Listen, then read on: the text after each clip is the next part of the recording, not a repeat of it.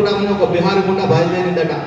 ఏదో మనకి ఇంట్లో పాడుపడి ఉన్నాయని చెప్పి సెకండ్ హ్యాండ్స్ ఫోన్స్ అమ్మేస్తే దానిలో ఉన్న IMEI నంబర్ దగ్గర పెట్టుకుని సైబర్ క్రైమ్ చేస్తున్నారు. తీరా చూసే వరకు ఆ క్రమంలో IMEI నంబర్ చూసుకుంటే ఆదిలాబాద్ జిల్లా వాళ్ళు వస్తున్నారు, క్రైమ్ చేసింది బిహార్లో జరుగుతున్నది.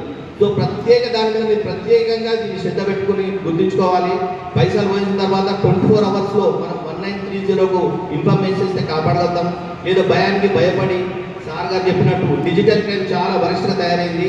ముఖ్యంగా ఓల్డ్ ఏజ్ పీపుల్ను ఎవరైతే ఫాదర్ మదర్ ఉండి పిల్లలు యూఎస్కు యూకే అయిపోయిన వాళ్ళు ఉంటారో వాళ్ళను టార్గెట్ చేసుకొని పక్కన బందీగా చేస్తున్నారు. నేను కూడా ఈ మధ్యలో ఒక ఇన్సిడెంట్ నాకు తెలిసిన వాళ్ళది. వాళ్ళ సన్ను కెనడాలో ఉంటాడు. వాళ్ళకు ఒక ఫోన్ కాల్ వచ్చింది పాపం ముసలి వాళ్ళకు.